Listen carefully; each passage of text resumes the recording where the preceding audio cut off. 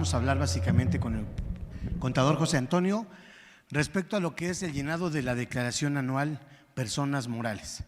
Los invitamos a que puedan hacer cualquier cuestionamiento, cualquier pregunta, prácticamente haciendo el ejercicio como si ya lo estuviéramos llenando.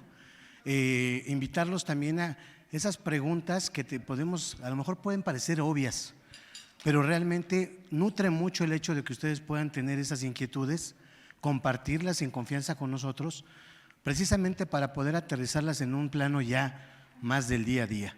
Es importante, por ejemplo, pensar la repercusión que tiene desde lo que es nuestro timbrado de la nómina, lo vamos a ver como parte esencial e importante de lo que son los datos que, como sabemos, ya traemos precargados en la declaración. El formato desde hace 2 años prácticamente trae cada vez más información precargada. Esa información evidentemente nosotros la nutrimos, nosotros somos los responsables de esa información tal como se genera y obviamente vamos a tener algunas diferencias. ¿Cuál es el punto? Que estamos a muy buen momento de que esa situación que traigamos como diferencia respecto, por ejemplo, al timbrado de la nómina, a los ingresos precargados, las deducciones eventualmente que pudiéramos estar haciendo a través de… Viene precargado también el dato de lo que son los honorarios a través de las retenciones. Honorarios asimilados, independientes. Obviamente eso tenemos que irlo haciendo casar contra nuestros papeles de trabajo para que desde ahorita cualquier diferencia que podamos ir teniendo, empecemos por los ingresos, de una vez la vayamos corrigiendo, ya no me permite la declaración modificarla per se en el mismo formato. Tendría que regresarme en un momento dado al pago provisional que corresponde para poder ahí hacer el ajuste.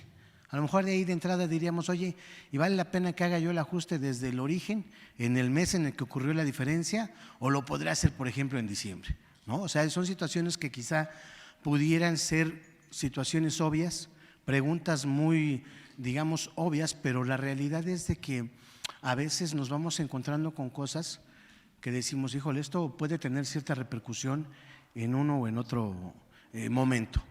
También sabemos que de entrada está jalando lo que es el coeficiente de utilidad. Hay varias preguntas al respecto, ¿no? Oye, ¿por qué jala un coeficiente de utilidad o no lo jala? Y me está obligando, por ejemplo, una declaración a presentar declaraciones complementarias, pues también obviamente ver la repercusión de que eso implica, ¿de acuerdo? Pues bueno, sin más preámbulo, le damos la bienvenida al contador José Antonio González Castro, ya conocido de todos ustedes, y bueno, vamos a recibirlo con un fuerte aplauso. Muchas gracias, buen día. Gracias Octavio. Pues bienvenidos, buenos días, me voy a bajar tantito. Como protocolo nada más les comento que me indican que sigan con su cubrebocas, excepto un servidor, para que pueda hacer la voz más fluida. Hoy me siento muy feliz por muchas razones, una de ellas es estar aquí con ustedes. Alguien me decía el día de ayer, creo que a José Antonio le alimenta mucho el estar con los contadores, con los colegas. Desde luego que eso me ayuda mucho, me alimenta mucho, me sube mucho la autoestima. Entonces hoy estoy muy feliz y no quiero ser presuncioso, pero pues dicen que ayer fue fiesta nacional, entonces bueno, pues espero que lo entiendan, ¿de acuerdo? Pues vamos a iniciar. El tema de hoy es declaración anual de personas morales. Como bien dice Octavio, vamos a ver el llenado, en donde yo podría establecer como un pequeño preámbulo. Primer punto, para llenar una declaración anual, yo creo que debemos dar por hecho, más no por derecho, de que debemos de conocer por lo menos, número uno, todo lo que tenga que ver con la parte contable, básicamente algunos aspectos generales de las normas de información financiera. ¿Por qué razón? Porque aquí en la declaración anual, y esto se apoya en el artículo 76 de la Ley del Impuesto sobre la Renta, obligaciones de las personas morales, tenemos que subir los 2 estados financieros básicos, ¿de acuerdo? Aunque son 4, que no los hacemos los otros 2, pero bueno, ¿de qué estados financieros hablo? Básicamente del estado de resultados integral, norma de información financiera B3, ¿de acuerdo? Que ahí curiosamente nos habla nada más como un dato curioso de que si hay un error en el estado de resultados, ese se puede corregir de manera retrospectiva, ¿de acuerdo? ¿Eso qué quiere decir? Que si hoy detectamos un error, la idea es regresarnos al mes o al año en que se cometió el error, corregirlo como si no se hubiera cometido. Y desde luego, ¿eso qué implica? Para efectos fiscales, si se mueven ingresos, costos y gastos, pues deberá de presentar declaraciones complementarias. ¿Estamos de acuerdo? Bueno, segundo punto que es importante que conozcan previo a hacer una declaración anual, pues desde luego toda la parte fiscal, porque si bien es cierto, por ejemplo, en su material les comparto algunos pequeños papeles de trabajo. Por otro lado, también les comparto cómo se determina, por ejemplo, la UFIN o la CUFIN, y les comparto cómo se calcula la CUCA, porque son datos que me pide la declaración anual. ¿Estamos de acuerdo? Ahora, ¿por qué menciono esto? Porque si ustedes me dicen, oye, Toño, es que no viene una cédula donde determino la ganancia o pérdida, por ejemplo, en venta de activo fijo. Le digo, ni siquiera tiene que venir. ¿Por qué razón? Porque si es una ganancia y es una ganancia acumulable, esa ganancia ya tiene que venir, escuchen esto, en los ingresos nominales en pagos provisionales. ¿Estamos de acuerdo? De tal manera que Octavio dijo, y espero que hayan tomado en cuenta su comentario, Octavio dijo, si algún ingreso nominal no viene capturado en pago provisional, esos datos ya vienen precargados y no se pueden modificar en la declaración anual. Entonces, ¿eso qué implica? Octavio dijo, debo de presentar una declaración complementaria del mes en donde no se subieron los ingresos nominales, Entonces yo por eso decía, un requisito para hacer el anual es que sepan fiscal. De lo contrario, si no sabemos fiscal, nos va a costar un poquito de trabajo hacer la declaración anual. Y el tercer comentario que yo establezco como premisa es, pues que tengan la experiencia, poca o mucha, de haber presentado una declaración anual. ¿Estamos de acuerdo? ¿Por qué menciono esto?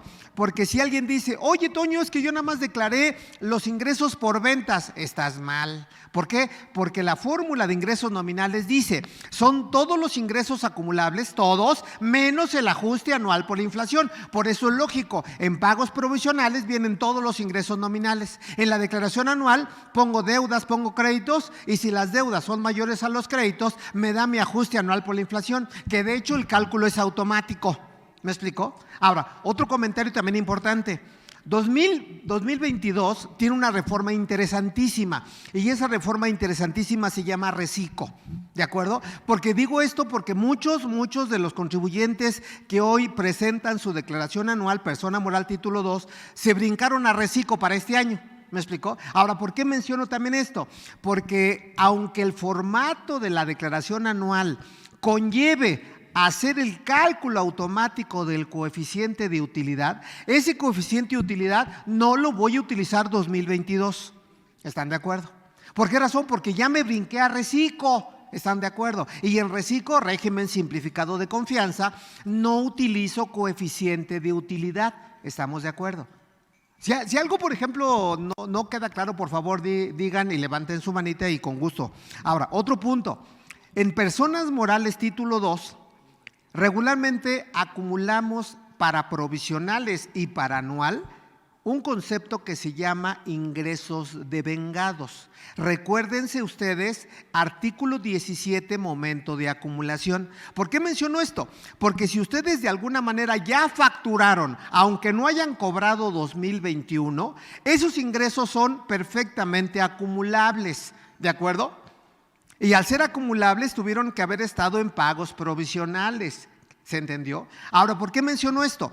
Porque esos ingresos, aunque sean cobrados en este año, ¿de acuerdo? Aunque emite el CFDI tipo P de pago, no van a venir precargados en su declaración de pago provisional. Y es lógico. ¿Por qué razón? Porque ya los acumulé en 2021, por lo tanto 2022, aunque haya flujo de efectivo, ya no deben de estar acumulados, porque se van a duplicar. ¿Vamos bien? Ahora, otro punto, 2021, persona moral título 2, voy a hacer una deducción y les doy el fundamento. Artículo 25, fracción segunda de la ley del impuesto a la renta. ¿Qué voy a deducir? El costo de lo vendido. ¿Estamos de acuerdo? Y al determinar el costo de lo vendido, las compras ya se hicieron, pagadas o no pagadas, ¿estamos de acuerdo? Y el material o lo que yo produzco, a lo mejor ya lo pude haber vendido, pero ¿cuál es el punto importante? Al determinar el costo de lo vendido, ya sea costo de lo vendido o costo de producción, me puede quedar un inventario al 31 de diciembre del 2021. Ya sea 3 tipos de inventarios: materia prima, producción en proceso o artículos terminados. Menciono esto porque ese inventario, ¿de acuerdo?, que no es deducible para el 2021, se va a deducir en 2022, ¿de acuerdo?, en reciclo, igualmente conforme a la mecánica de costo de ventas. ¿Qué quiere decir? Que aunque yo brinque para reciclo, ese inventario que viene del año pasado, hasta en tanto no lo venda, no es deducible. ¿Se entendió? Entonces son algunas aristas que deben de ir cuidando, porque repito, si siguen el régimen general de ley, siguen utilizando coeficiente de utilidad. El inventario que queda del año pasado para este año es inventario inicial y siguen utilizando costo de ventas. Pero cuidado con reciclo, porque van a deducir las compras. Y tercer y último comentario de esto: no hay que olvidar que lo que son activos fijos, inversiones, pues la mecánica y los porcentajes son diferentes a reciclo para este año. ¿Sí me expliqué? Por lo tanto, los activos que tengan del año pasado, que se brinquen a reciclo para este año, ¿de acuerdo?, sí van a seguir siendo deducibles, ¿de acuerdo?, conforme a la mecánica que venimos trabajando hasta el año 2021. Procedimiento y porcentajes de deducción. La cuestión que va a cambiar para este año en reciclo y en inversiones son que la mecánica es igualita. ¿Qué es lo que se incrementa? Los porcentajes de deducción. ¿Sí queda claro? Entonces, teniendo eso más o menos con una plataforma, pues tenemos un porcentaje ya a nuestro favor para entender y llenar la declaración anual. Lo cierto es, y ya lo veremos, la declaración anual en sus diferentes anexos es muy lógica. De tal manera que si yo no capturo primero ingresos e identifico qué tipo de ingresos tengo, ¿de acuerdo?, y identifico si tengo o no ingresos del extranjero, no me va a permitir avanzar para el próximo anexo, que son deducciones. Y si no lleno deducciones con lo que proceda, tampoco me va a seguir avanzar para el próximo anexo, que es determinación del impuesto sobre la renta, y así sucesivamente. Dicho eso, desde luego el material es sencillo, es entendible, vienen muchas cédulas ya en su material ya impreso, pero también nos vamos a meter a la declaración anual, que bueno, como mucha información ya viene precargada, esa información no se puede mover. ¿De acuerdo? Y cierro la pequeña introducción diciéndoles, para mi gusto, y desde el año pasado lo dije, el hecho de que la nómina, que es uno de los gastos más importantes o una de las deducciones más importantes, ya venga precargada, la nómina me incide como una deducción. Me incide en la determinación de la utilidad o pérdida, me incide para el cálculo de PTU, me incide para el cálculo del coeficiente de utilidad. Es decir, la nómina como tal tiene muchas aristas, ¿sí me explicó? De tal manera que si la nómina está bien timbrada y enterada las retenciones, yo podría decir que tienen, y espero no equivocarme, por lo menos un 60% de datos correctos en su declaración anual, por lo menos un 60%. Y vean el efecto, de tal manera que si la nómina está mal, o en su caso pagué la nómina pero no pagué la retención, es donde vienen los problemas, porque deben de pagar la retención y esperar por lo menos 48 horas para que la información se suba y puedan presentar su declaración anual. ¿Sí queda claro? De tal suerte que un requisito de las deducciones, ¿cuál es? Hablando de nómina, que la nómina esté efectivamente pagada, que la nómina esté timbrada y que la retención se retenga y se entere, de tal manera que si retienen pero no enteran, la nómina no es deducible. Y vamos a encontrar sorpresas para este año. Una de esas sorpresas, aparte de que la nómina ya viene precargada, ya van a venir también precargados los datos de la declaración 2020. ¿Por qué digo 2020 si vamos a trabajar 2021? Porque a lo mejor ustedes pueden tener pérdidas fiscales. A lo mejor en este año 2021 tienen una pérdida fiscal, entonces no tienen coeficiente de utilidad. Entonces, ¿qué hace el sistema? Jala el coeficiente de utilidad del año pasado o de los 5 años anteriores. ¿Queda claro? Que un punto importante comparando 2021 respecto al 2020 es que el año pasado Tuvimos un gran problema con pérdidas fiscales, no sé si recuerdan. Fue uno de los puntos, digamos, críticos. Hoy por hoy, dependiendo obviamente cómo han presentado sus declaraciones, esa pérdida fiscal ya viene precargada. De hecho, el mismo sistema me pregunta, ¿tienes utilidad fiscal? ¿Quieres aplicar pérdida fiscal? Ustedes le van a decir sí o no, ¿de acuerdo? Y ya va a jalar la pérdida, ¿queda claro? Pero la va a jalar histórica. ¿Qué tienen que hacer ustedes? Actualizarla.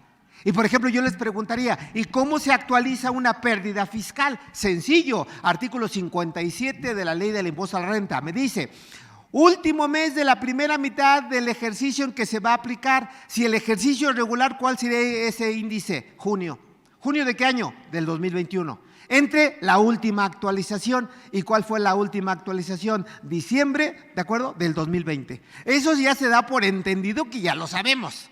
¿Sí me expliqué? Bueno, pues dicho eso, bienvenidos señores, buenos días, espero que disfruten al igual que un servidor el curso. Hoy por hoy me siento complacido porque está conmigo dos grandes personalidades, ¿de acuerdo? Que ustedes ya lo conocen, el contador Octavio, el contador Juan Carlos, y por ahí anda un contador también, gran amigo, el contador Alfredo Almanza, que hoy se dignó a visitarnos, ¿verdad? Se dignó porque, bueno, él ya se cuece por otro lado. Entonces, digo esto por si algo yo no lo sé, con mucho gusto, ahí están mis asesores de cabecera. Gracias, gracias, gracias. Pues señores, siéntanse de verdad relajaditos, y yo les podría decir una frase que les puede ayudar. Si pese a todo lo que vamos a hablar hoy, alguien no se siente con la confianza de presentar declaración anual, acérquense conmigo, acérquense con Octavio, con Juan Carlos y con mucho gusto vamos a su empresa a hacer su declaración anual. ¿De acuerdo? Para que realmente no sientan gran… Pero ahora, ¿eso les va a costar una lanita? Pues claro, nada es gratis en la vida, nada es gratis. Yo siempre digo, mi coche no camina si no le echo gasolina, ¿verdad? Voy al restaurante y no me dan el desayuno gratis, ¿están de acuerdo? Voy a las casetas y no me pasan las casetas gratis, entonces yo aflojo billete. Bueno, señores, vamos a comenzar. Buenos días, de verdad, buenos días. Ya saben que mi nombre es José Antonio González Castro, me pueden decir José Antonio, contador Toño y nada más. Y nada más. Bueno, señores, llenado de la declaración anual personas morales, artículo 76 de la Ley del Impuesto a la Renta, que es donde vienen todas las obligaciones de las personas morales, ¿de acuerdo? Vamos a hablar del régimen general de ley, título 2 de la Ley del Impuesto a la Renta, y bueno, desde luego no olvidar que en la fecha máxima 31 de marzo, ¿de acuerdo? Y cuidado con esto, voy a dar algunos tips, recomendaciones. Es importante decir que la fecha máxima es 31 de marzo. ¿De acuerdo? Que mañana empieza marzo. Y menciono esto porque si alguno de ustedes quiere dictaminarse de manera opcional, porque hasta el año pasado es opcional, para este año ya es obligatorio. Si recuerdan la reforma, ¿verdad? Voy a estar peloteando un poquito eso. Si ustedes que quieren dictaminar, ¿dónde van a manifestar la opción de dictaminar sus estados financieros? En la declaración anual. ¿Sí me expliqué? De tal manera que si no presentan la opción en la declaración anual y no la presentan en tiempo, cuidado, porque el dictamen puede tener un efecto diferente al que uno prevé. Es decir, no surte efectos el dictamen. Y así lo dice la reforma del 2022. Entonces, ¿qué quiere decir? Presenten su declaración anual. Ahora, yo les podría decir algo a lo mejor pudiera ser aberrante. Si no tienen los papeles de trabajo, la certeza y demás, deben de volver a timbrar la nómina y demás, pues preséntenla aún y con errores, pero preséntenla. Y después ya presentan una declaración complementaria.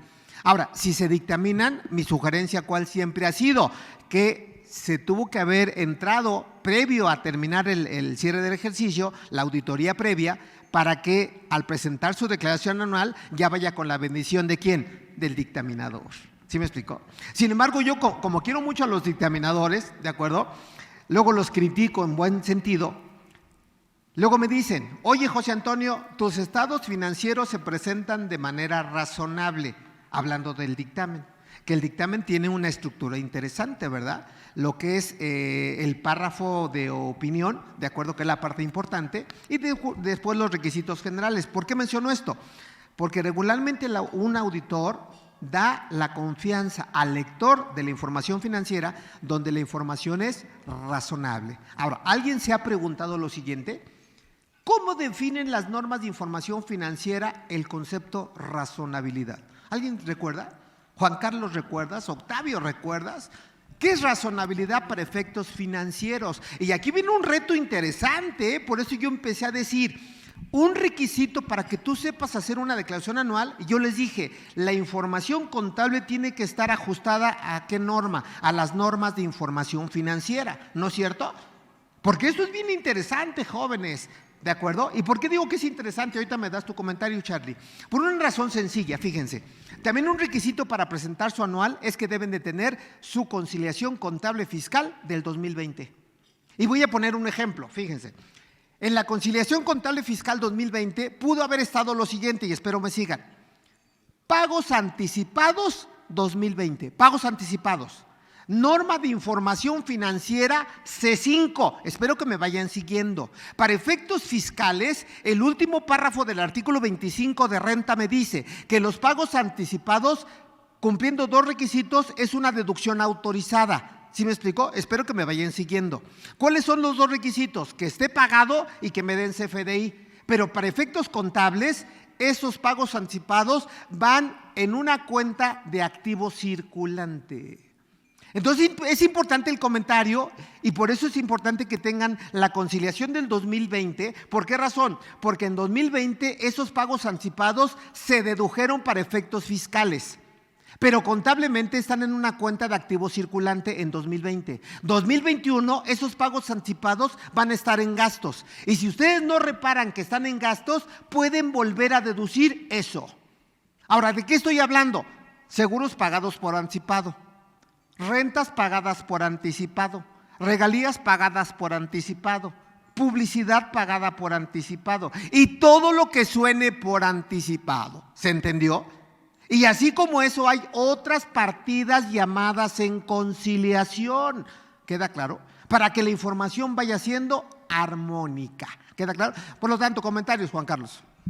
Básicamente en el tema de razonabilidad se refiere al uso propiamente de las normas de información financiera, en donde todos los usuarios básicamente de esta información tienen que basarse en las normas de información financiera, ya sea personas físicas o personas morales, tendrían que tener la certeza de la aplicación de manera correcta de las propias normas para que obviamente sepamos cuál va a ser el alcance de los propios estados financieros y en este sentido tengamos congruencia en la propia operación, ¿no? Claro, ahora, esto que acaba de decir Juan Carlos es bien interesante, porque el ejemplo que acabo de poner, que es una deducción fiscal no contable, es una partida en conciliación y para efectos de la norma de información financiera viene reflejada, de acuerdo, en la norma de información financiera conocida como D4, que originalmente me hablaba de impuestos diferidos, hoy se llaman impuestos a la utilidad y la pregunta sería sensata sería, ¿quién de ustedes aplica impuestos a la utilidad? Que puede ser un impuesto de activo o puede ser un impuesto de pasivo. Que esto es bien importante, señores, porque si no controlan los impuestos a la utilidad, el empresario, el inversionista no tiene ese dato y puede ser un boom para el próximo año, porque puede decir, oye, ¿no me dijiste que el impuesto del año 2020, por ejemplo, se hizo chiquito? Perdón por la expresión. ¿Por qué se hizo chiquito? Porque hice muchos pagos por anticipado, pero para el año 2021 se disparó. Y es correcto. No sé si me expliqué. ¿Me explicó? Porque ese se llama diferencia temporal. Entonces, ¿qué quiere decir? Que de acuerdo a las normas de información financiera tienen que identificar diferencias temporales y diferencias permanentes. Las temporales son las que inciden en el boletín, bueno, en la norma de información financiera D4, impuestos a la utilidad. ¿Sí queda claro? Es más, la persona que tenga pérdidas fiscales, ese es otro ejemplo de un impuesto a la utilidad. Impuesto a la utilidad, cuenta de activo. ¿Por qué razón? Porque ustedes recordarán que hasta 10 años yo puedo aplicar la pérdida fiscal y hasta el monto que yo necesite, ¿de acuerdo? No voy a pagar el impuesto sobre la renta. Por eso se llama cuenta de activo. ¿Sí queda claro? Entonces todo eso se supone que ya lo tienen controladito. ¿Queda claro? Por eso alguien dice, yo no voy con José Antonio porque siempre me asusta. Espero que no sea el caso. Espero que no sea el caso.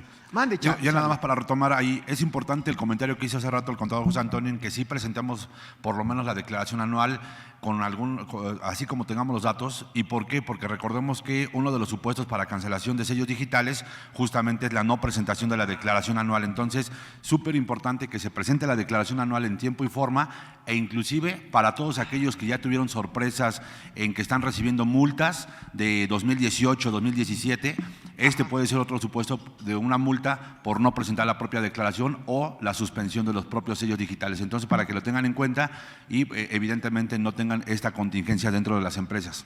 Muy bien, Charlie. Como siempre, nada más le faltó la cereza al pastel a mi amigo. Dijo todo perfecto, nada más les faltó el fundamento. Cuando dijo, si no presento la declaración anual, el código me da un plazo de 1 mes para presentarla. 1 mes, un mes. Y si en ese mes no se presentó, estoy en una causal para que me restrinjan de manera temporal los certificados de sello digital. Y el fundamento de esto es el artículo 17H bis, porque hay dos, el 17H y el 17H bis. Entonces la respuesta está en el bis. ¿Queda claro? Bueno, señores, mi nombre es José Antonio González Castro y bueno, ahí está el SAT para que no se les olvide, ¿verdad? Bueno, empezamos. Reflexión. Vean. El éxito en la presentación de la declaración anual de ICR Personas Morales es el timbrado correcto de ingresos, nóminas, retenciones e información de pagos. Uno de los plus que vamos a ver aquí, que es uno de los cambios importantes, para que vean que la autoridad está haciendo su trabajo, es que algo que se adiciona ya precargado para efecto de validar si es deducible, es precisamente esto último, retenciones e información de pagos. ¿Por qué lo menciono? Porque si ustedes pagaron honorarios, pagaron arrendamiento, no se extrañen que ya venga precargado el honorario pagado a persona física, el arrendamiento pagado a persona física, el impuesto sobre la renta retenido y el impuesto sobre la renta enterado. ¿Por qué menciono esto? Porque si ustedes retuvieron y no enteraron, al igual que la nómina, no es deducible. Gasto contable, no fiscal. ¿Sí queda claro? Cuidado con eso, cuidado con eso. Entonces, son de los cambios que deben tener muy presente. ¿Queda claro? Sale, seguimos. Bueno. Aquí viene precisamente un poquito el índice de lo que vamos a platicar, cédulas por cierre de ejercicio, algunas preguntas del llenado de la declaración anual, cambios en el formato para el año 2021, que aquí otro de los cambios, y lo vamos a corroborar, es que ya viene también un concepto que se llama PTU, participación de los trabajadores en las utilidades de las empresas, que por alguna razón no se aplicó en pagos provisionales, ¿de acuerdo? Y yo lo puedo aplicar en la declaración anual. Recuerden que la PTU, al igual que las pérdidas fiscales, si bien es cierto, yo tengo la opción de aplicarlo en pagos provisionales, pero el efecto de la aplicación real no es en pagos provisionales, es en la declaración anual. De tal suerte, hablando de pérdidas, les diría que si por alguna razón ustedes no aplican una pérdida fiscal en su anual, ¿de acuerdo?, esa pérdida hasta el monto que pudieron haber aplicado se pierde. Y alguien me puede preguntar, eso no es cierto, José Antonio, porque yo puedo presentar una declaración complementaria y revivo esa pérdida. Sí, yo te invito a que lo hagas. Seguramente el SAT te va a revisar y va a estar mal presentado. ¿Por qué razón? Porque ya perdiste tu oportunidad. ¿Se entendió? Porque es una norma sustantivo y no de procedimiento. ¿Queda claro? Hola, buenos días. Entonces vayan tomando todo esto en cuenta porque, insisto, muchas de las cosas se supone que ya las sabemos. Bueno, veremos el efecto fiscal de los anticipos de clientes, aunque yo tengo un criterio muy diferente. La autoridad, hoy por hoy, el simple hecho de poner un anticipo de clientes en el pasivo, hablo del balance general, en automático el formato lo jala. ¿Y lo jala a dónde? Como ingreso acumulable. ¿Sí se entendió? Aquí lo que tienen que cuidar, y si tienes un comentario, Tavo, con gusto. Aquí lo que tienen que cuidar, ¿cuál es el punto? Vamos a pensar, fíjense. Vamos a pensar que yo tuve un anticipo de clientes. ¿En qué mes naciste, amigo? Nada más dime el mes. Enero. Tuve un anticipo de clientes en enero del 2021. Le voy a poner una cantidad jugosa, 1 millón de pesos. ¿Queda claro? Ese 1 millón de pesos para pagos provisionales, según el SAT, forma parte de los ingresos nominales para efecto del pago provisional. ¿Sí me expliqué? Pero vamos a pensar, que es lo que deben de cuidar, que en la declaración anual, en el mes, por ejemplo, de octubre, ese anticipo ya se confirmó con una operación de compraventa en octubre del 2021. ¿Sí queda claro? Hay que tuvieron que haber hecho procedimentalmente hablando. Timbrar la operación total en octubre, vamos a pensar 5 millones, ¿de acuerdo? Cuando me dieron un anticipo de 1 kilo, 1 millón, ¿de acuerdo? Y hacer de manera paralela un CFDI de egresos por 1 millón de pesos, una nota de crédito. ¿Sí queda claro? ¿En qué mes hice eso? En octubre. Entonces, si no tienen mucho cuidado, pudieron haber duplicado sus ingresos. ¿Por qué razón? Porque en enero recibieron 1 millón y en octubre facturaron 5 millones. La pregunta sería, ¿sobre cuánto tuvieron que haber hecho su pago provisional de octubre? En el ejemplo mío, sobre 4. ¿Queda claro? 4 más 1, ¿cuánto es? 5, que coincide con mi declaración, con mi factura del total. ¿Se entendió? ¿Por qué menciono esto? Porque eso que estoy haciendo en la declaración anual, si no lo hicieron en pago provisional, se tiene que disminuir el anticipo que estamos recibiendo en enero. Porque si no lo disminuyen, están duplicando sus ingresos. ¿Sí queda claro? Entonces son de los puntos importantes que tienen que ir cuidando ya en el análisis de su timbrado con lo que tienen contablemente.